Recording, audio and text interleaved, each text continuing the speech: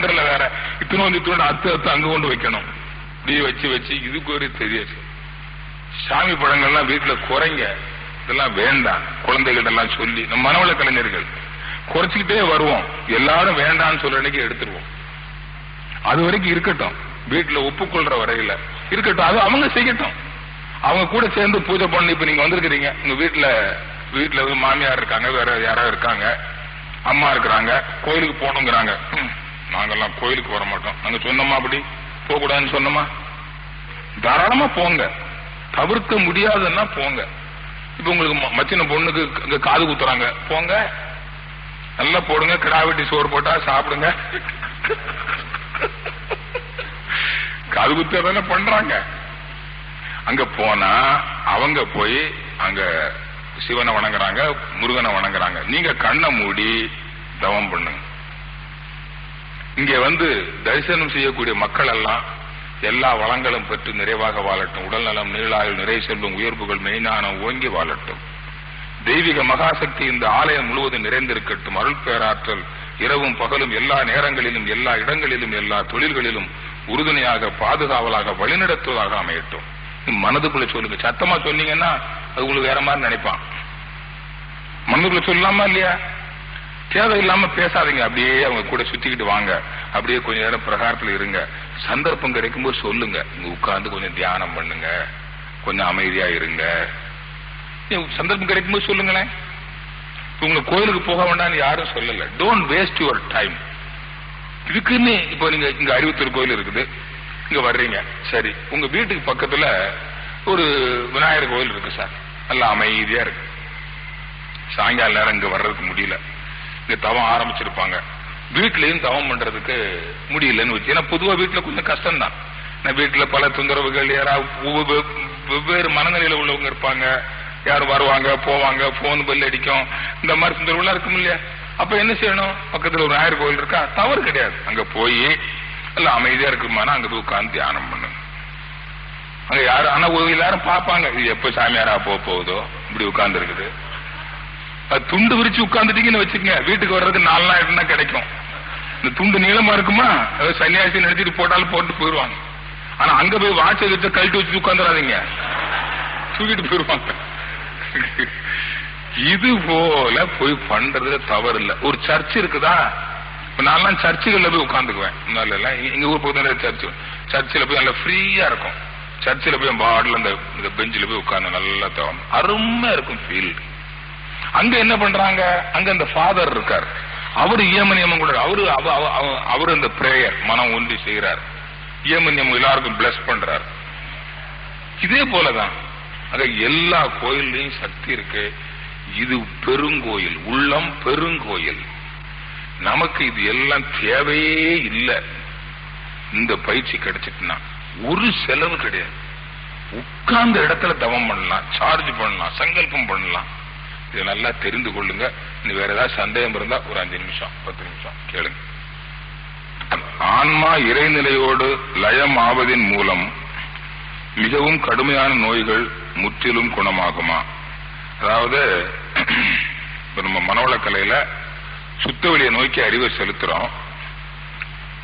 இதுல கொண்டு வந்த வினை நீ ஒண்ணு இருக்குங்க, சஞ்சித கர்மம், கரு மூலமாக வந்த நோய்கள், அஷ்ட கர்ம வியாதிகள்னு பேர். அது நுரையீரல், இந்த ராஜ கருவிகள்ல வரக்கூடிய நோய்கள் வந்திருக்குமே. ஆனால் நீங்கள் சுத்தவெளியோட மனம் ஒன்றி நின்றாலும் அந்த நோய் முழுமையாக குணமாகாது. ஆனா அந்த நோய் உங்களுக்கு தொந்தரவாக இருக்காது. ஒரு பக்கம் இருக்கும், ரமண மகரிஷிக்கு கேன்சர் இருந்த மாதிரி துன்பமா இருக்காது உங்களுக்கு. நீங்கள் அறிவில உயர்வதற்கோ தொண்டு செய்வதற்கோ அது தடையாக இருக்காது. ஆனா அந்த நோய், இப்ப நான் இருக்கிறேன், எனக்கு ஒரு 60 வயசுல ஒரு நோய் வரும், அமைப்பு படின்னு வச்சுக்கோங்க, சர்க்கரை வியாதி வரும்னு வச்சுக்கோங்களேன். இப்ப வேற ஒண்ணு வேண்டி, இப்ப குழந்தைகள் இருக்கிறீங்க, உங்க அம்மா அப்பா தாத்தா பாட்டிக்கு சர்க்கரை வியாதி இருக்குதுன்னு வச்சுக்கோங்க. உங்களுக்கு வரக்கூடிய வாய்ப்பு இருக்குது. உங்க அம்மா அப்பாவை விட தாத்தா பாட்டிக்கு இருந்தா உங்களுக்கு வர்ற வாய்ப்பு அதிகம் தான், பாட்டம் சொத்து பேரனுக்கு. இப்ப 15 வயதுல இருக்க குழந்தைக்கு, இப்ப இந்த குழந்தைக்கு பிளட் யூரின் டெஸ்ட் பண்ணி பார்த்தா சர்க்கரை வியாதி இருக்காது. ஆனா 30 வயசு 40 வயசு ஆன உடனே தானா வரும். அப்ப அங்க இருந்திருக்குன்னு தானே அர்த்தம். இப்போ இந்த மனவளக்கலை, இந்த சுத்த வெளியில அந்த லயமாகறீங்க பாருங்க. 15 வயதுல இருந்து இப்ப இந்த பயிற்சியை நீங்க செய்ய ஆரம்பிச்சீங்கன்னா மேக்சிமம் 10 இயர்ஸ். இப்ப இந்த பொண்ணுக்கு 15 வயசு, இன்னையில இருந்து தவம் பண்றா. 15 வயசு மேக்சிமம் 25 இயர்ஸ் வித்து தூய்மை அடைஞ்சிடும். 30 வயசுல 40 வயசுல வரக்கூடிய நோய் உள்ளடங்கி இருந்தது பாருங்க, அந்த பொண்ணுக்கு வராது. அப்ப இந்த நோய் அந்த குழந்தைக்கு வருமா ஆஃப்டர் மேரேஜ்? அதனாலதான் இந்த மனவளக்கலை பயிற்சிய இளைஞர்களுக்கு கொடுக்க வேண்டும். மகிழ்ச்சி ஏன் 15 வயசுல வர சொன்னாங்க? ஆனா நாம மன்றத்துக்கு வாங்கன்னா ரிட்டையர் ஆன பிறகு வர்றேன். எதுக்குன்னு இன்னைக்கு எதுக்கு? கண்ணு கெட்ட பிறகு சூரிய நமஸ்காரமா? அப்புறம் எப்படி உங்க பாவத்தை போக்க போறீங்க? நான் சொல்றேன், இளமையில் கல், இளமையில கல்லா இருந்துடக்கூடாது. நீங்க இந்த மனவளக்கலை பயிற்சி 15 வயதுல வரணும். எனக்கு 33 வயதுல வந்தது. இன்னைக்கு 54 வயசு முடிஞ்ச ரன்னிங் 55. அன்னைக்கு நினைச்சேன், கண்ணிருந்தும் குருடா இருந்து விட்டேன், எவ்வளவு காலம் வீணா போச்சேன்னு நினைச்சேன். அன்னைக்கு கிடைச்சதுக்கு அந்த பயிற்சியுடைய பலன் தான் இன்னைக்கு இவ்வளவு வலிமையோட இருக்க முடியுது. நண்பர்களே, இளைஞர்கள் பாக்கியசாலிகள். உங்க வீட்டுல இருக்கிற இளைஞர்களை, குழந்தைகளை 15 வயசுல இருந்து இப்ப கூட்டிட்டு வாங்க. பரம்பரை நோயே வராது. வருங்கால சந்ததி, மகிழ்ச்சி நேத்து கூட சொன்னாங்க, எல்லாருக்கும் நல்ல அறிவுள்ள ஆரோக்கியமான குழந்தை வேணுங்கிற ஆசை இருக்குது. அந்த குழந்தைக்குரிய வித்து உங்களிடம் இருந்தானே வருகிறது. அப்ப திருமணம் செய்து கொள்வதற்கு முன்பே அந்த வித்துவை நீங்கள் தூய்மை செய்ய வேண்டாமா? ஒரு விவசாயி சான்றளிக்கப்பட்ட விதையை பயன்படுத்துகிறானே, சர்டிஃபைடு சீட், வீரிய விதைகள். உங்க விதையை நீங்க என்ன பண்ணீங்க? அது எப்படியோ இருந்துட்டு போட்டு, எப்ப கல்யாணம், எப்ப கல்யாணம், எப்ப கல்யாணம். கல்யாணம் ஆன உடனே அவங்க எப்படி இருக்காங்களோ இல்ல, பக்கத்து ஏனுங்க ஒண்ணும் இல்லையா, மருமக சும்மாதான் இருக்காளா, சும்மாதான் இருக்காளா, என்ன செய்யணுங்கிறீங்க? என் பொண்ணு கல்யாணம் 2 மாசம் தான் ஆச்சு, அதுக்குள்ள நேத்து ஒருத்தர், ஏங்க பொண்ணு சும்மா தான் இருக்காளா? நான் சொன்னேன், இல்ல இல்ல ட்ரெஸ் எல்லாம் போட்டிருக்கான்னு சொல்லிட்டேன். என்ன கல்யாணம் ஆயிடுச்சான்னு கேட்டா அதோட விட்டுறணும். என்ன குழந்தை பத்துக்கிறதான் கல்யாணம் பண்றோமா? இது உடல் நலம், நீளாய்வில், நிறை செல்வம், குழந்தை செல்வம்னு சொன்னோமா? அது ஒண்ணு அவசியம் கிடையாது. அது இறைவன் தானா வருவான். தேவையானா வர்றான், இல்லாட்டி போனா போயிட்டு போறான். என் பிள்ளை வயிற்றுல குழந்தை வரலன்னா இவங்க பிள்ளைல வந்துட்டு போறான். எனக்கு என்ன வந்தது? இறைவன் வர்றான். அவன் நானா வந்தேன்? நான் யார்? குழந்தை வேணும்ன்றது ரொம்ப அவசியம் கிடையாது. உலக இன்பங்களை அனுபவிக்கிறது கணவன் மனைவி உறவு வேண்டும், பொருள் வேணும், அறிவு வேணும். வந்தா வருது, வராட்டி போனா போகுது. என்ன கெட்டு போச்சு இதுல? இந்த உண்மை விளங்கிக் கொள்ளணும். அதனால இந்த பயிற்சி அத அந்த சுத்த வெளியில மனம் ஒன்றி நின்றா பதிவுகள் நீங்கும். நான் சொன்னாங்க அடியோடு போகும்னு சொன்னாங்க. 6 சாக்கடையை சுமந்துக்கிட்டு போகுது. கடல்ல போய் விழுந்த உடனே சாக்கடை என்ன ஆச்சு? அதேதான் சொன்னாங்க. வந்த வினையும் வருகின்ற வல்வினையும் இல்லையே, போய பிழையும் பூதருவான் நின்றனவும் தீயினில் தூசாகும். படிச்சீங்களே திருப்பாவையில? தீயில போட்ட தூசு மாதிரி போயிடுமாம். அது போல போகும். ஆனா வருமுன் காக்கணும். வந்துருச்சுன்னா முடியாது. இப்ப ஆஸ்மா, சர்க்கரை வியாதிலாம் இருக்குது இல்ல, வந்துருச்சுன்னு வச்சுக்கங்க, கட்டுப்படுத்ததான் முடியும். அடியோட போக்கணும்னு நினைக்காது. இது அஷ்ட கர்ம வியாதிகள். அதனால வருமுனால காக்கணும்னு சொல்றோம். இறைநிலையை உணர்வதற்கு விதி, பிராரப்தம் இருக்க வேண்டுமா? எல்லாரும் வினைப்பதிவோட வர்றோம். வினைப்பதிவுல முன்பின்னா இருக்கிறோம். இந்த ஜோதிட சாஸ்திரத்துல 5ஆம் இடம்னு ஒண்ணு இருக்குது, பூர்வ புண்ணிய ஸ்தானம்னு பேர். புத்திரா அஸ்ட்ராலஜில அந்த பூர்வ புண்ணிய ஸ்தானம் நல்ல பலமா இருக்குது.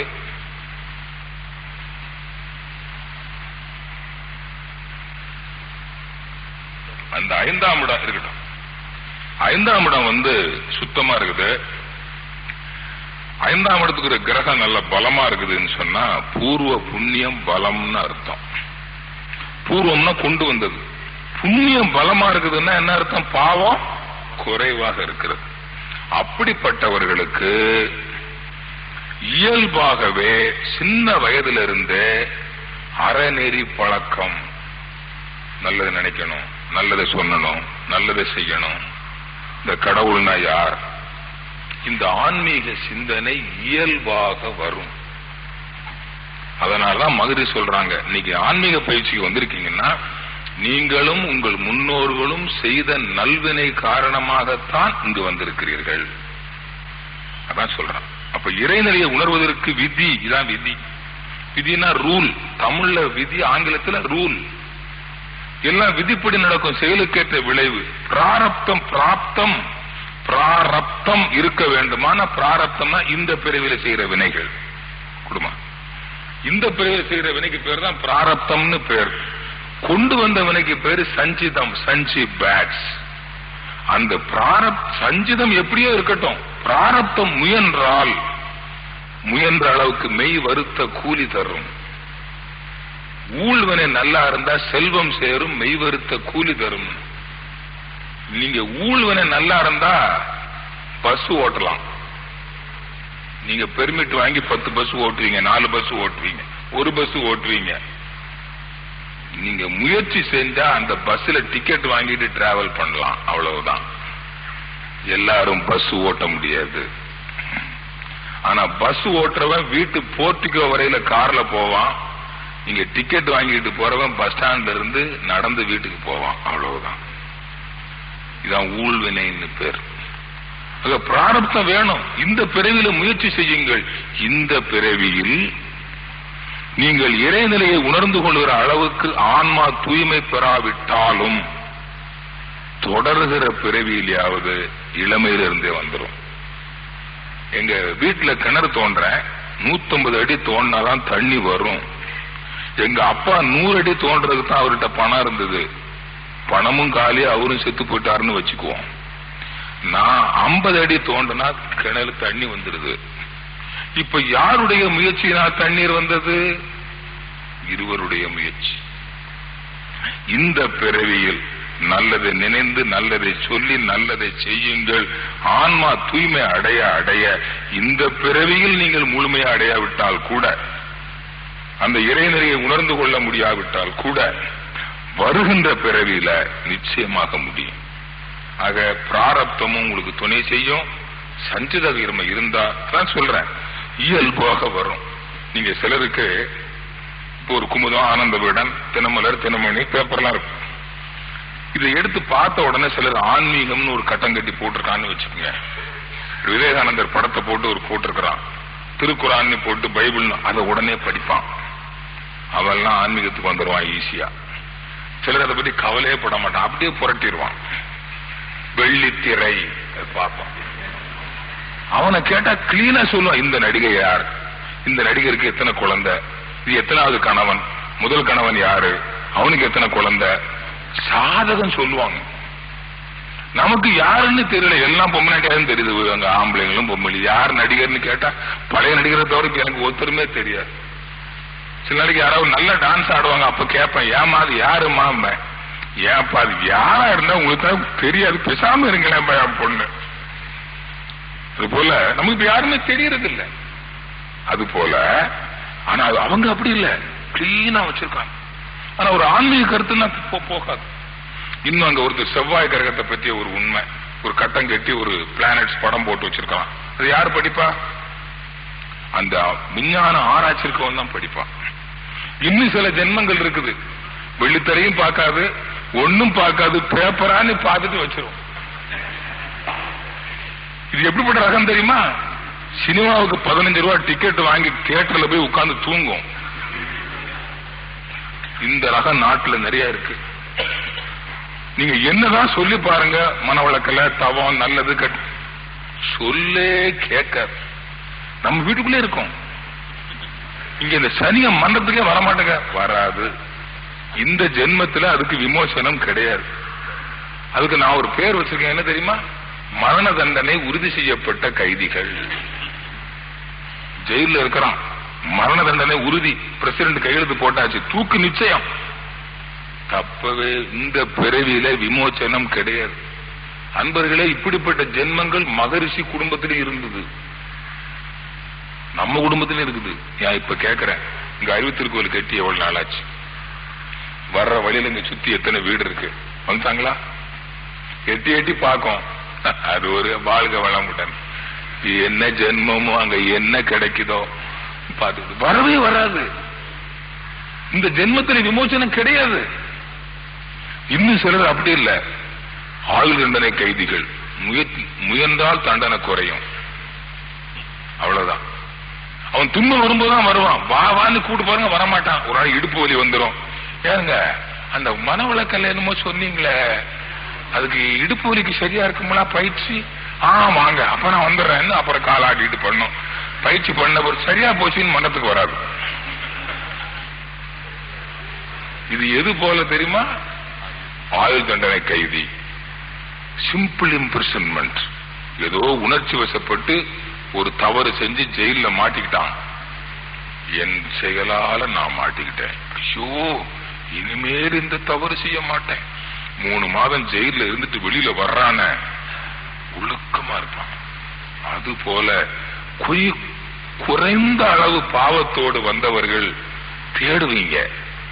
ஆன்மீகம்னா எங்க மனவளக்கலைன்னு சொன்னா போது பிடிச்சிருவீங்க, தேடிக்கிட்டே அலைவீங்க. அவர்கள் தான் பாவம் குறைவாக இருப்பவர்கள் உங்களில் பலர் என நான் நினைக்கிறேன். அன்பர்களே, உங்களுக்கு இந்த நாட்டம் வந்திருக்குதுன்னா நீங்கள் உங்கள் முன்னோர்களும் செய்த நல்வினை. துரியாதான் இது நல்ல தெளிவா தெரிஞ்சுக்கிட்டீங்கன்னா, இப்ப நிறைய பேருக்கு மனவளக்கல் நண்பர்களுக்கு அப்படி இருக்குது. நம்ம வீட்டுல இந்த ஜென்மம் வரவே மாட்டேங்குது. என் சம்சாரத்தை மனவளக்கலைக்கு கொண்டு வர்றதுக்கு 15 ஆண்டு காலம் இருப்பீங்களா நீங்க? 15 இயர்ஸ். அப்போ எவ்வளவு கஷ்டம்னு பாரு. அவ்வளவு காலம் ஆயிப்போச்சு. நான் மன்றத்துக்கு போனோம், கோயிலுக்கு போனோம், வரும் பதில்.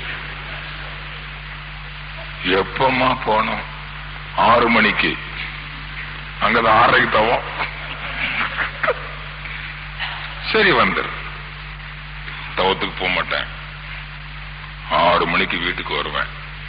ரெடியா இருக்கிறீங்களா? போலாமா? சரி ஏறி உட்கார். எந்த கோயிலுக்கு போகணுமா?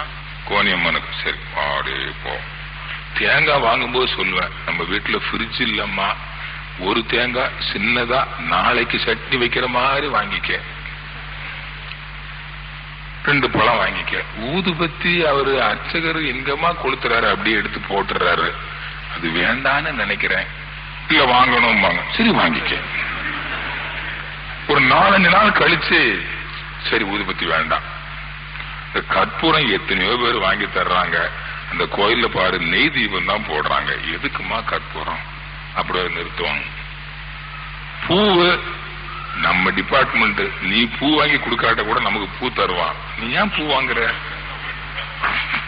அப்படியே சொல்லி சொல்லி சொல்லி கடையில தேங்காய் கிடையாது, பழம் கிடையாது. இப்ப நாங்க போனா ஒரு பழமும் 1 மூடி தேங்காய் கிடைக்கும். அது யாரு தேங்காயோ தெரியாது.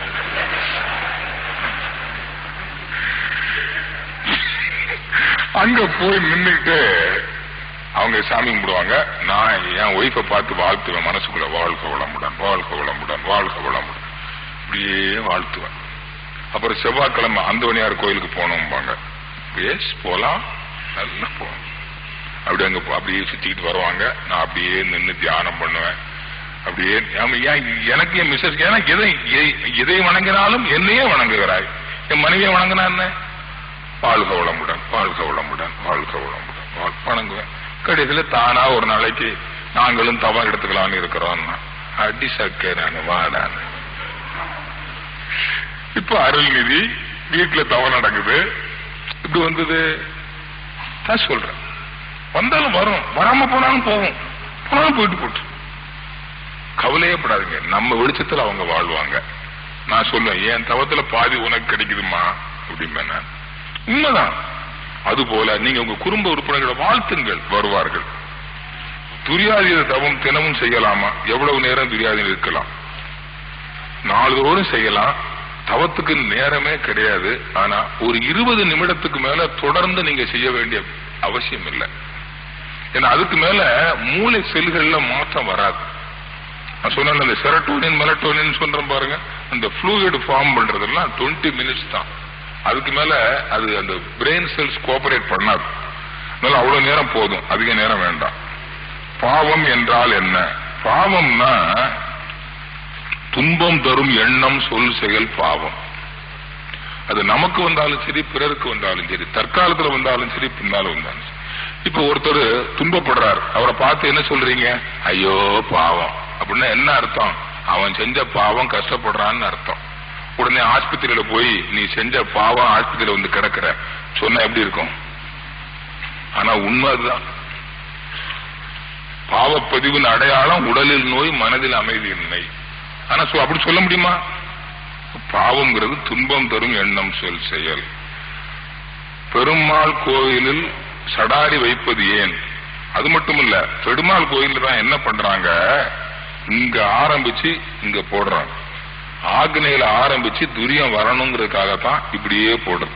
சிலர் வீட்டுல கோயில் சாமி, வீட்டுல சாமி முடிட்டு டெய்லி நாமம் போட்டு வருவாங்க. அப்ப என்ன அர்த்தம்? நான் இங்கே ஆக்னையில் தொடங்கி துரியம் வருவதற்கான முயற்சியில் ஈடுபட்டிருப்பவன் பேரு. ஆனா வெறும் கோடு தான் போட்டிருக்காங்களே தவிர ஒரு நாளும் தவம் பண்ணல.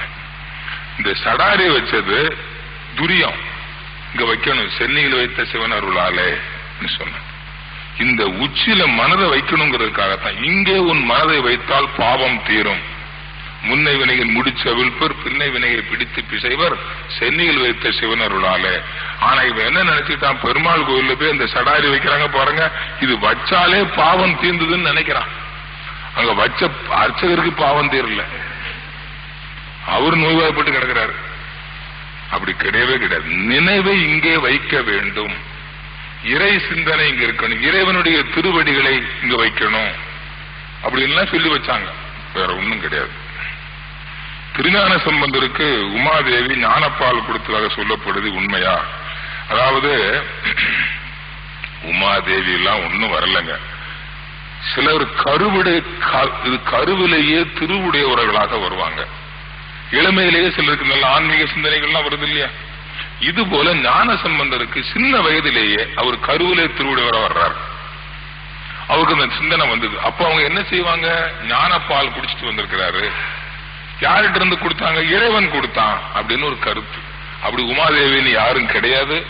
இதெல்லாம் அதுவே நம்ம கற்பனைன்னு சொல்லிட்டோமே. ஞான சம்பந்தர் பிறந்திருக்கலாம், வாழ்ந்திருக்கலாம். ஞான சம்பந்தர் ஒரு பேர் வச்சிருக்கிறோம். அவர் இளமையிலேயே கவி பாடுற திறமை எல்லாம் இருக்கலாம். இப்ப கூட எத்தனையோ குழந்தைகள் இருக்குது, சின்ன குழந்தைகள்லாம் 1330 திருக்குறள் சொல்ற குழந்தைகள்லாம் இருக்குது. ஞான குழந்தைகள் சொல்றோம். அது போல ஞான சம்பந்தர் ஒருத்தர் இருக்கார். இது எப்படி தெரியுமா? வேற ஒண்ணும் இல்லைங்க. ஒருத்தர் இருக்கிறாங்க, நல்ல பக்தி பாடல்கள் எல்லாம் பாடுறாங்க, பெரியவங்களா இருக்கிறாங்க, செத்து போறாங்க. அந்த ஆன்மா இன்னொருத்தர் உடம்பு எடுக்கிற போது குழந்தையா இருக்கும் போதே பாட ஆரம்பிச்சிடும். அதான் அஷ்டமி நவமி பற்றி விளக்கம் வேண்டும். அஷ்டமி நவமி அதாவது இந்த பூமிய சந்திரன் சுத்திக்கிட்டு வருதுங்க. இங்க சந்திரனும் பூமியும் சேர்ந்து சூரியனை சுத்துது. இதுல வளர்பிறையில ஒரு 15 டிஸ்டன்ஸ் வரும், திதின்னு பேர் அதுக்கு. தேய்பிறையில 15 வரும். அந்த டிஸ்டன்ஸ் ரெண்டும் ஒரே ஏகாதசி, திரியோதசி சொல்றமா இல்லையா? இது இந்த 15 திதிகள். அந்த திதியில அந்த அஷ்டமி நவமிங்கிறது வளர்பிறையில வரும் 8வது நாள் 9வது நாள். இந்த 8வது நாள் 9வது நாள் சூரியன்ல இருந்து வரக்கூடிய காந்தால சந்திரனோட சேர்ந்து நமக்கு வரணும். புரிஞ்சுதுங்களா? அதனுடைய அழுத்தம் சரியா இருக்கிறது இல்ல. அமாவாசை அன்னைக்கு அதிகமாகவும் இல்லாமலும் பௌர்ணமி அன்னைக்கு அதிகமாகவும் இருக்குது. அதுல இருந்து 8வது நாள் 9வது நாள் பாத்தீங்கன்னா இந்த பாதி 7, 8, 9 இந்த பாதி வருது இல்லையா? அதுக்கப்புறம் கூடும், ஒண்ணு குறையும். அதனால அஷ்டமி நவமி அன்னைக்கு சந்திரனுடைய காந்த அலை நமக்கு போதிய அழுத்தமாக கிடைக்காது. சந்திரன் தான் மூன், அதாவது லூனாட்டிக்ஸ், மனம் சம்பந்தப்பட்டது. அப்போ அஷ்டமி நவமி அன்னைக்கு நம்முடைய மனதுக்கு ஒரு வலிமை குறைவாக இருக்கும். அப்ப அஷ்டமி நவமி அன்னைக்கு நீங்க ஒரு புது காரியம் செய்யறதுக்கு முயற்சி செய்தால் போதிய மன வலிமை இருக்காது. ஆகையினால அஷ்டமி நவமி அன்னைக்கு நீங்க எந்த மனதால செய்யக்கூடிய முயற்சிக்கு வலிமை இருக்காது என்பதால் அந்த நாட்களில் நல்ல காரியங்கள் செய்வதை தவிர்க்க வேண்டும் என்ற ஒரு நியதி. அதான் அஷ்டமி நவமி.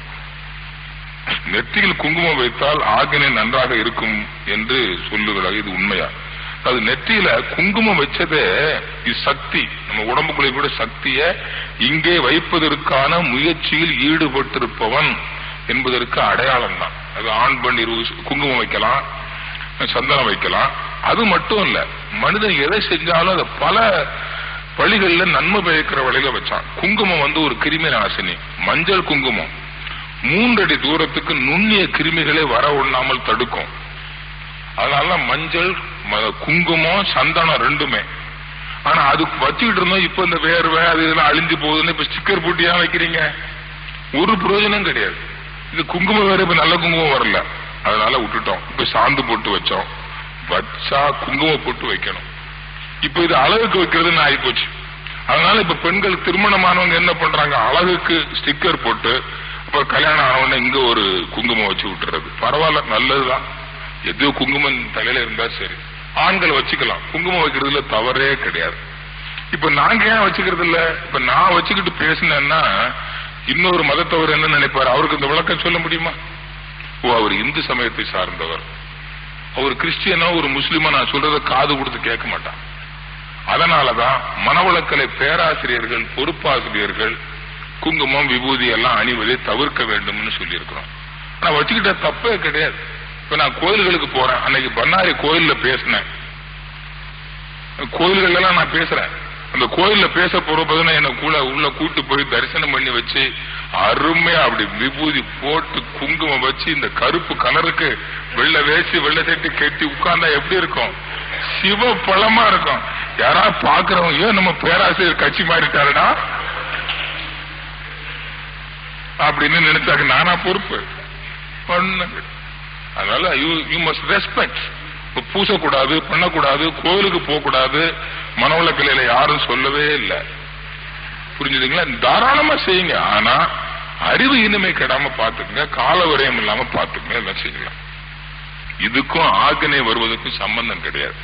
பட் இது என்ன வச்சுக்கிட்டா ஒரு அழுத்தமா தெரியும், உணர்வு கொண்டு வர்றதுக்கு சரியா இருக்கலாம். ஆனா வச்சு பழகிட்டீங்கன்னா தெரியாது. காலையில் யார் முகத்தில் விழித்தோமோ அது பொருத்தும் பலன் உண்டா? அதாவது நல்லவரை காண்பது நன்று. காலையிலங்கிறது இல்ல, எப்போ யார் முகத்துல முடிச்சாலும் நீ நல்லவங்களை பாக்குறது நல்லது. அதனால எப்பவும் நீங்க நல்லவர் ஆயிட்டீங்கன்னு வச்சுக்கோங்க. அதுதான் நீங்க என்ன செய்யணும், காலையில எழுந்த உடனே இன்னொருத்தரை வாழ்த்தி வாழ்த்தி வாழ்த்தி பழகணும். வீட்டுல எழுந்த உடனே உங்க வீட்டுல யாரு எழுந்து வரா, பொண்ணு வராளா, பையன் வரானா, கணவன் வர்றாரா, மனைவி வர்றாங்களா, தூங்கி எழுந்த உடனே முதல்ல மகரிஷியை நினைச்சு வணங்குங்க, உலகத்தை வாழ்த்துங்க ஒரு 10 முறை. உலகம் முழுதும் வாழ்க வையகம் வாழ்க வளமுடன். உங்க தாய் தந்தையரை நினைச்சு வணங்குங்க. தூங்கி எழுந்த உடனே யார் உங்க கண் முன்னால படுறாங்களோ வாழ்க வளமுடன் வாழ்க வளமுடன் வாழ்த்துங்க. இப்படி வாழ்த்தி பழகிட்டே இருந்தீங்கன்னா யாரு முகத்துல முழிச்சாலும் சரி.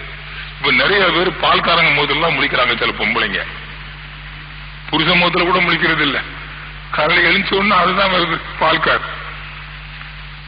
யாரு முகத்துல விழிச்சாலும் சரி, உங்களிடமிருந்து நல்ல அலை வந்தா போதுங்க, உங்களை ஒன்னும் பாதிக்கவே பாதிக்காது. நீங்க நல்ல அலைய பாஸ் பண்ணும். இப்போ இது இரும்பு, ஒரு தீக்குச்சி எடுத்து கொளுத்தினா பிடிக்காது, பேப்பர்ல வச்சா பிடிச்சும். இதுக்கு ரிசெப்டிவிட்டின்னு பேரு. இதுக்கு ரிசெப்டிவிட்டி இல்ல. ஆனால் நீங்க உங்களிடமிருந்து நல்ல அலை வறுமையானால் இது பிறருடைய தீய அலை உங்களை பாதிக்காது. அதனால இதனால சில நல்லவங்கன்னுட்டு அவங்க வர்றாங்களா, அந்த சகுனம் பாக்குறது பண்றது இப்படி பார்த்துக்கிட்டே போனேன்னு நீங்க வீடு போய் சேரவே மாட்டீங்க. பஸ் எல்லாம் போயிடும், ரயிலுக்கெல்லாம் போக முடியாது. அதனால அப்படிலாம் சகுனம் எல்லாம் பார்க்காதீங்க. கிருஷ்ணா நமசிவாயா ஜெய் ஹனுமான் தவம் என்ன பலன்? அதாவது கிருஷ்ணா நமசிவாய ஜெய் ஹனுமான்ங்கிறதா சொற்கள். இந்த சொற்களை சொல்லி கிருஷ்ணா கிருஷ்ணா கிருஷ்ணான்னு நினைக்கிறதுக்கு யுசி இப்ப கிருஷ்ணான்னு நினைக்கணும். கிருஷ்ண உருவத்தை நினைக்கும் போதே மனம் வேற எங்கேயாவது ஓடிடும். அந்த கிருஷ்ணனையே நினைக்கிறதுக்கு இந்த சொல்லையும் சேர்த்து சொல்றது. உருவத்தையும் நினைக்கிறது கிருஷ்ணான்னு சொல்றது, அனுமாரையும் நினைக்கிறது ஜெய் ஹனுமான்னு சொல்றது. அவ்வளவு. அதை சொல்லோட சேர்ந்து உருவத்தை நினைப்பதற்கு, உருவ வழிபாட்டுக்கு வந்ததுதான். இது நமக்கு தேவையில்லை. மனவள கலைஞர்களுக்கு வெளியில் சொல்லும் பொழுது சகுனம் பார்ப்பது சரியா, சகுனம் எல்லாம் பார்க்கவே வேண்டாம். முதல்ல சகுனம்னா என்னன்றத நல்லா தெளிவா தெரிஞ்சுக்கங்க. சிலர் சகுனம் சரியில்லைன்னு வீட்டுக்குள்ள ஒரு முடக்கு தண்ணி குடிச்சிட்டு போவாங்க. அது வேற ஒண்ணும் கிடையாதுங்க. அதாவது சூரியகலை சந்திரகலைன்னு இருக்குது. வலது மூக்குல மூச்சு ஓடும் பொழுது நீ எந்த காரியத்தை செய்ய தொடங்கினாலும் ஒரு வலிமை இருக்கும். ஏன்னா இது ஆண் பகுதி, இது பெண் பகுதி. நம்ம உடம்புல அம்மா அப்பா 2 பேருடைய உயிர் இருக்கு. அதான் வலது மூக்குல மூச்சு ஓடும் போது தந்தை உயிர் உடலில் நடத்துகிறது, இடது மூக்குல உயிர் ஓடும்போது தாய் உயிர் நடத்துகிறது.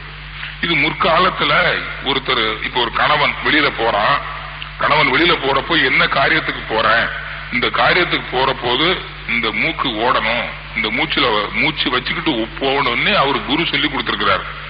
ஆனா ஒரு நாள் என்ன பண்ணாரு, திடீர்னு டைம் ஆயிடுச்சு, கிளம்பிட்டார். கிளம்பி போறப்போ கொஞ்ச தூரம் போனாரு. அந்த இது கலை சூரியகலை வரல, சந்திரகலை ஓடுது, இடது மூக்குல ஓடுது. இது உடனே இங்க மாத்தணும். மாத்துறதுக்கு அவங்க குரு ஒரு டெக்னிக் சொல்லி கொடுத்திருந்தாரு. அதை கொஞ்சம் உட்கார்ந்து தான் செய்யணும், நின்றுலாம் செய்ய முடியாது. உடனே அவர் வீட்டுக்குள்ள வந்தார். இது முற்காலத்துல என்ன பண்ணாங்க, குரு சொல்லி கொடுக்கும் போது இது இந்த கலையை மாத்தும் போது யாருக்கும் தெரியக்கூடாது அப்படின்னு சொல்லி வச்சுட்டாங்க. இப்போ அவரு வெளியில போனாரு, கலை மாறி போச்சு, உடனே மாத்தணும். வீட்டுக்குள்ள வந்தாரு. மனைவி என்னங்க வந்துட்டான்னாங்க. இல்ல ஒண்ணும் இல்ல, கொஞ்சம் தண்ணி கொண்டு வாங்க. அந்த அம்மா தண்ணி எடுக்க போனாங்க. ஏன்னா கலையை மாத்துறதா ஒய்ஃபுக்கு தெரியக்கூடாத. போயிட்டு வர்றதுக்குள்ளால இவர் கலையை மாத்திட்டார். இடது கலைய சூரியகலை சந்திரகலைய சூரியகலையா மாத்திட்டார். உடனே தண்ணி வேற குணந்துச்சு. தண்ணி வேற கேட்டார, குடிக்காம போட்டா ஏன் கூடாதா, கொஞ்சம் கொண்டு வந்ததுக்காக குடிச்சு வச்சுட்டு அப்புறம் போறாரு. இந்த அம்மாவுக்கு என்னடா வந்தாரு, தண்ணி கேட்டாரு, இவ்வளவுதானே குடிச்சாரு, எதுக்கு வந்தாரு அப்படின்னு எட்டி பார்த்தா அங்க ஒரு அம்மா, ஒரு சுமங்கலி, ஒரு அமங்கலி வர்றான்னு வச்சுக்கங்களேன். ஓஹோ, அப்போ புருஷன் இல்லாத பொம்பளை வந்தா எதுக்க போக கூடாது போல இருக்கு, இதான் சகுனம்னு நினைச்சிட்டான். வேற ஒண்ணும் கிடையாது. இப்படி கிடையவே கிடையாது. நீங்க பூனை குறுக்க வருது, எனக்கெல்லாம் எத்தனை நாள் பூனை குறுக்க வந்திருக்கு தெரியுமா? ஒண்ணுமே பண்ணாது. நீ கவலையே படாதீங்க. இந்த மனவள கலைஞர்களுக்கு இதெல்லாம் டோன்ட் வரி அபவுட் இட், எல்லாம் நல்லாவே நடக்கும். நல்ல சகுனம் பார்க்க வேண்டியதில்லை.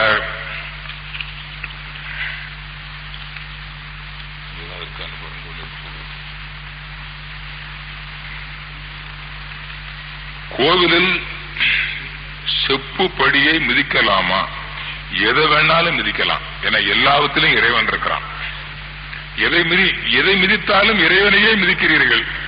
மிதிப்படுவதும் இறைவன், மிதிப்பதும் இறைவன், செருப்பும் இறைவன், காலும் இறைவன், அந்த செப்பு படியும் இறைவன். ஒரு ஒண்ணும் கிடையாது. அது என்ன, ஒரு மதிப்பு அளிச்சு, அது செப்பு படி இருக்குது, அதுல சில டிசைன்லாம் இருக்குது, அதை மிதிச்சுக்கிட்டே போனா காலத்தால டிசைன் மங்கி போயிடும்னு மிதிக்க வேண்டாம்னு சொல்லி வச்சுட்டான். அவ்வளவுதான், வேற முன்னோர்கள் செய்த நோன்பு எடுக்க வேண்டுமா, நடுவில் நிறுத்தலாமா? நான் இப்ப சொன்ன நோன்புன்னா என்ன, ஒரு உறுதிப்பாடு எடுத்ததுக்கு விரதம். நோன்பு இருத்தல், ஒரு வாரம் நோன்பு எதுக்கு? ஒரு குறிப்பிட்ட காரியத்தை சாதிக்கிறதுக்கு. நல்லதுதானே? உடம்புக்கு இருக்காம பாத்துக்க, நல்ல சாத்வீகமான உணவு சாப்பிடுங்க, பசி கிடந்து அல்சர் உண்டாக்கிடாதீங்க, இல்லையா? காரியங்களையும் செய்யுங்க. நோன்பு இருப்பது தவறே கிடையாது. இங்க மௌன நோன்புன்னு ஒண்ணு வச்சிருக்கோமே, இது நோன்பு தானே, மௌன நோன்பு. அதுபோல நோன்புகள் எல்லாம், நோன்புங்கிறது மன உறுதிக்கான ஒரு பயிற்சி காலம், அவ்வளவுதான். அது அவங்க சில முறைகளை கொடுத்தாங்க, ஒவ்வொன்றும் வெவ்வேறு வருது. பெரியம்மை போட்டவர்கள் இறந்தவுடன் எந்த விதமான சடங்கு சம்பிரதாயங்களும் இல்லாமல் அந்த தெருவில் உள்ள அன்பர்கள் விளக்கு ஏற்றி வைத்து மஞ்சள் தண்ணீர் சுடு வரை தெளிப்பது. அதாவது இப்ப நான் அம்மை நோயை பற்றி சொல்லிடுறேன். இந்த மாரியம்மன் பண்டிகை எப்ப நடக்குதுன்னு பாத்தீங்கன்னா பங்குனி சித்திரை மாதம் தான் நடக்கும். ஏன்னா சித்திரை மாதம் வெயில் அதிகம், மேஷ ராசியில சூரியன் வர்றதாக கணக்கு. அதாவது பூமி மேஷ ராசிக்கு வருதுங்க. அப்போ சூரியனுடைய அங்க அக்னி நட்சத்திரம்லாம் வருது. அந்த காலத்துல அம்மை கிருமிகள் உண்டாகும். அதனால அம்மை கிருமிகளுக்கு ஆன்டிடோஸ் எதுன்னா வேப்பலை. அப்ப மக்களைய வேப்பலைய பயன்படுத்த வைக்கணும். அம்மனுக்கு உரியது வேப்பலை. உடனே அம்மன் பண்டிகைகளை வச்சாங்க. நீங்க கொங்கு நாட்டுல பாத்தீங்கன்னா அந்த நோன்பு கோயிலுக்கு கால் போட்ட உடனே ஒவ்வொரு வீட்டுல இருந்தும் காலையில வெறும் வயிற்றுல பெண்கள் குடத்துல அல்லது செம்புல நீர் வச்சு மஞ்சத்தூள் போட்டு வேப்பலையை உள்ள எடுத்து வச்சு வெறும் வயிற்றுல குளிச்சுட்டு நடந்து கொண்டு போய் ஊத்தணும்னு சொன்னாங்க கோயிலுக்கு சாமிக்கு. இது என்ன கலைன்னா வெறும் வயிற்றுல அந்த மஞ்சளும் வேப்பலையும் சேர்ந்த வாயு இங்க வச்சு கொண்டு போறீங்க, மூச்சு வாங்குது. அப்ப எந்த காற்றை சுவாசிக்கிறீங்க? அருமையான கிருமி நாசினி காற்று. இத சுவாசிக்கிறதுனால உங்களுக்கு அம்மை நோய் தடுப்பு சக்தி வருகிறது. இந்த தண்ணிய கொண்டு போய் அங்க அம்மனுக்கு அபிஷேகம் பண்றீங்க, அந்த கால்ல கொண்டு போய் ஊத்துறீங்க. அங்க இருக்கக்கூடிய பஞ்சலோக தகடு, அங்க இருக்கக்கூடிய மேக்னெட்டிக் ஃபீல்டு இந்த கிருமி நாசினி தன்மை பெறுகிறது. அந்த மேக்னெட்டிக் ஃபீல்டுல நீங்க வருடம் முழுவதும் தண்ணியை ஊற்றி தீர்த்தமாக எடுத்து அதை சாப்பிட்டா கிருமி அம்மை கிருமியை கொல்லும். அம்மன் நோய் வந்த போது அம்மன் மாரியம்மன் கோயில்ல தீர்த்தம் ஆயிடுது, கண்ணில் ஊத்துறது குடிக்க கொடுக்கறதெல்லாம் அதே தத்துவம் தான். அது அந்த வேப்பல கிருமி நாசினி தன்மை அங்க இருக்குது. இதத்தான் அம்மை நோய் வந்த போது வேப்பலையை பயன்படுத்துறோம். இந்த அம்மை நோய் வந்த காலத்துல இவங்க எல்லாரும் வீட்டுல இருந்து கொண்டு போறாங்க, அவங்களுக்கு மட்டும்தானே பலன், மத்தவங்களுக்கு எப்படி பலன் கிடைக்கும்? அக்னி சட்டின்னு ஒண்ண வச்சான். அக்னி சட்டின்னு ஒண்ண வச்சு வேப்பலையை கீழே வச்சு நெருப்ப வச்சு தெருத்தருவா சுத்த வச்சாங்க. அந்த சூட்டுல வேப்பலை வேகும், வேப்பலையில இருந்து வரக்கூடிய வேவ் அந்த ஊர் முழுதும் பரவும். அப்ப கோயிலுக்கு வந்தவன் வராதவன் எல்லா கம்யூனிட்டி எல்லா ரிலிஜியஸ் பீப்புள் எல்லாருக்கும் இந்த அலை கிடைச்சு போகுது. இப்ப அக்னி சட்டியை தெருத்தருவா தூக்கிட்டு வந்தாங்க. அப்ப இந்த அக்னி சட்டி தூக்குற காலம் இந்த நோன்பு காலத்துல ஊரை விட்டு வெளியில போக கூடாதுங்கிறதுக்காக ஊர் எல்லையில காப்பு கட்டினாங்க வேப்பலையை வச்சு. எவ்வளவு உயர்ந்த தத்துவம்னு பாருங்க. மாரியம்மன் பண்டிகை வேப்பலையை வச்சு என்னென்ன பண்ணிருக்காங்கன்னு பாருங்க. இது மியர் ஃபார் ஹெல்த் பர்பஸ். அப்போ இங்க போட்டான், அம்மை வந்துருச்சு, அம்மை கிருமி பரவிடும். நீங்க அவங்களுக்கு சடங்கு பண்றீங்க, தண்ணி ஊத்தி பண்ணி எல்லாம் செய்து எல்லாரும் பக்கத்துல போகணும்ல, அப்ப நோய் அவங்களை தாக்கும் இல்ல. தண்ணி ஊத்தி கழுவி விட்டீங்கன்னா அது கிருமிகள் எல்லாம் பரவிடும்ல. அதனால பெரியம்மை வந்தவங்களுக்கு எந்த சடங்கு சங்கர மஞ்சள் தண்ணியை ஊத்திட்டு போனாங்க. மஞ்சள் தண்ணி கிருமி வாசினி மஞ்சள். அவங்க தூக்கிட்டு போற இடத்துல அந்த அலை அந்த கிருமிகள் வராம இருக்காக மஞ்சள் தண்ணியை தெளிச்சுக்கிட்டு போனாங்க. புரியுதுங்களா உங்களுக்கு? இந்த விளக்கேற்றி வச்சு ஏன் விளக்கேற்றுறாங்கன்னா, எப்பவும் விளக்கேற்றி வச்சு நாம என்ன பண்றோம்? இறைவனை வணங்குறோம், மனதுக்கு ஒரு உறுதிப்பாடு கொண்டு வர்றோம். அப்ப காந்த சக்தி திணிவு பெறுது, அந்த கிருமிகள் வந்தாலும் உங்களை தாக்காது. இதுதான் விளக்கேற்றி சும்மா விளக்கேற்றி வைக்கிறது இல்ல, விளக்கேற்றி மனதுக்கு ஒரு பயிற்சி கொடுத்தல், இறைவனை வணங்குதல் அப்படின்னு வச்சான். இதான் இந்த சடங்கு பெரியம்மை நோய்க்காரங்களுக்கு. சந்திரன் நடுவில் உள்ள கருப்பு மேடு போல் உள்ளது, அது என்ன தெரிவிக்கும்? அது சந்திரன்ல உள்ள மேடு பள்ளங்கள் தான் அப்படி இருக்குது, வேற ஒண்ணும் கிடையாது. அதுதான் விஞ்ஞானிகள் சொல்லிட்டாங்க. வரும் வைகாசி மாதம் 2 அமாவாசை வருகிறதாம். அந்த மாதம் நல்ல காரியம் செய்யலாமா, புதிதாக வீடு வாங்கின இடத்திற்கு போகலாமா, தயவு செய்து விளக்கங்கள் தருமாறு கேட்டுக்கொள்கிறேன்.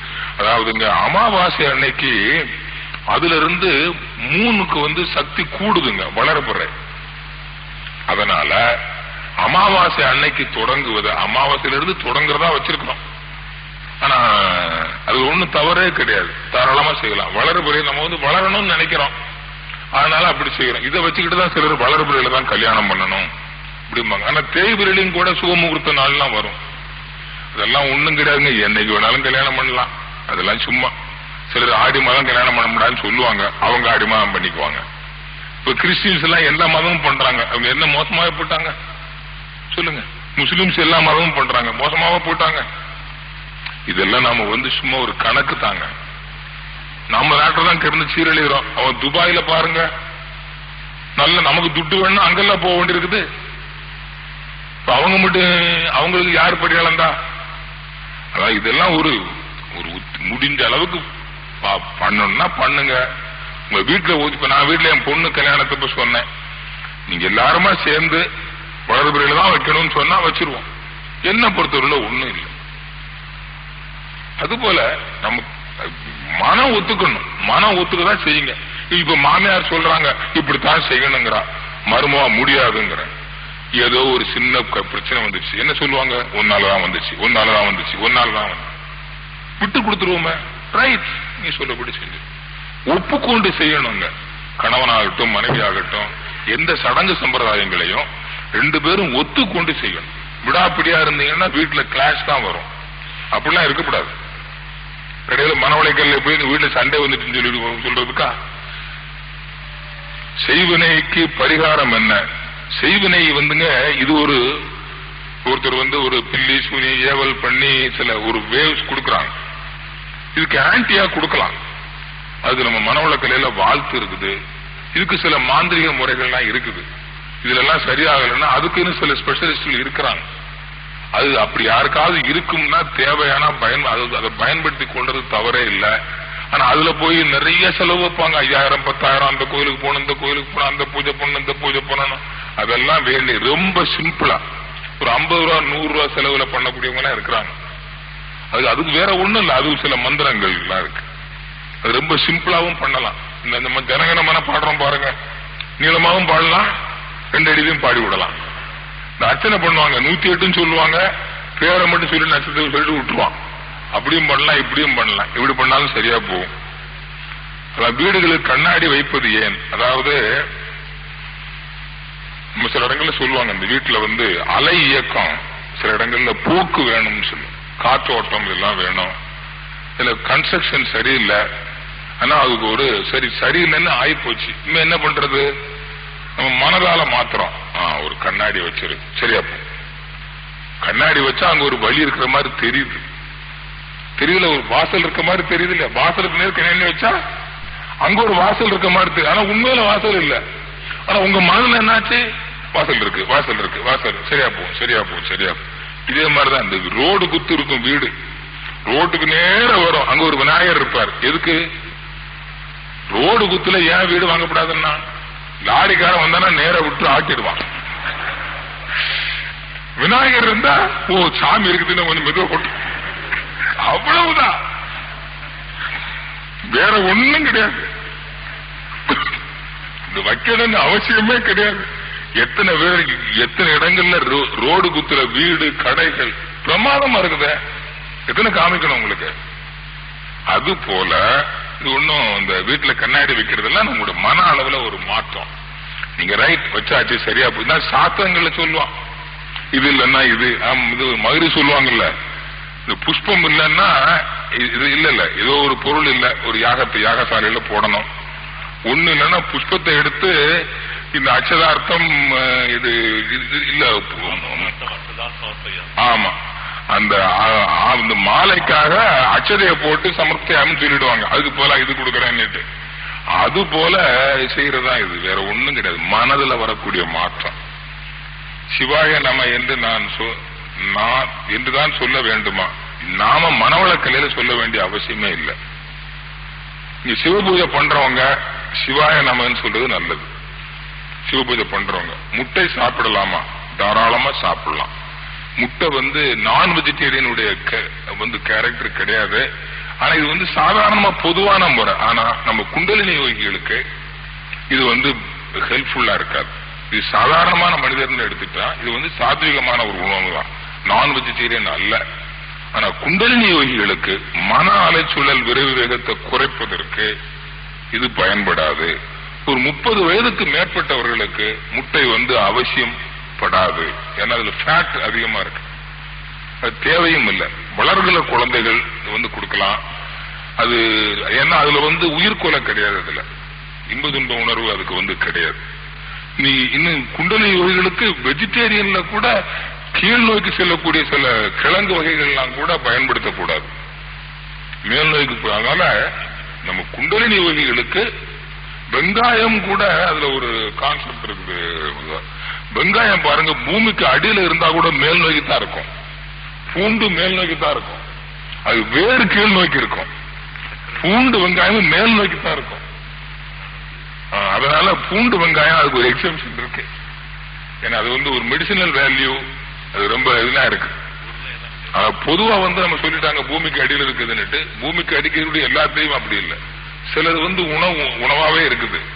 சிலது அதுல முடிந்த வரையில அவாய்ட் பண்றது நல்லது. அது என்னன்னா சத்துவ ரஜோ தாமச குணம்னு இருக்குங்க. இப்போ காய்கறி பழங்கள் இதெல்லாம் சத்துவ குணம். இந்த முட்டை பால் இவெல்லாம் ரஜோ குணங்களை உண்டு பண்ணும். இன்னும் கிழங்கு வகைகள்லாம் தாமச குணத்தை உண்டு. இதான் அதுல உள்ள குறைபாடு. அதனால இன்னும் முட்டையை சமுதாயம் செய்வம்னு ஒத்துக்கொள்ளல. ஆரிய பவன்ல முட்டை ஆம்லெட் போடுவாங்களா? ஒத்துக்கொள்ளல, வரல. ஆனா எங்கேயோ சாப்பிடுறீங்க, எல்லா வயசுல சாப்பிடு. குண்டலினி யோகிகளுக்கு யூ மஸ்ட் அவாய்ட். வேற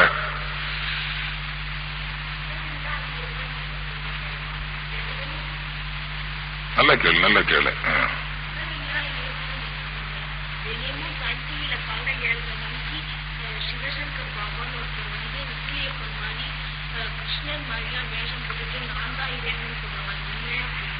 உண்மையில் அவரும் இறைவன், நீ இறைவன் தான். உட்கார சொல்றேன். அதாவது நான் தான் இறைவன் அப்படின்னு சொல்றான். நானும் இறைவன். ஆனா அவரும் சொல்றாரு இத்தனை வேஷங்கள்ல இயேசுவா வந்தது இறைவன், உப்புலியப்பனா வந்தது இறைவன், எல்லாம் இறைவன் தான் சொல்றாரு. ஆனா அவரு சொல்றது இது நல்ல கேள்வி. இந்த பொண்ணுக்கு ஒரு நன்றி சொல்லணும். இன்னொரு கான்செப்ட் விட்டு போச்சு. இந்த பாபா ரவிசங்கர் பாபா, சிவசங்கர் பாபா, இந்த மாதிரி பாபாக்கள், இந்த யோகிகள் ஞானிகள்லாம் இருக்காங்க பாருங்க. சில விழுத்தாங்களே நான் சாமி, 2 பேரும் நீ மூதேவி நான் மூதேவின்னு சண்டை போட்டாங்களே. இது என்னன்னு சொல்லிடுறேன். வேற ஒண்ணும் இல்லைங்க. சிலருக்கு பிறவியிலேயே சில ஆன்ம, அதாவது ஜீன் மூலமா வரும், சில ஆவிகள் மூலமாக. சிலருக்கு சிலருக்கு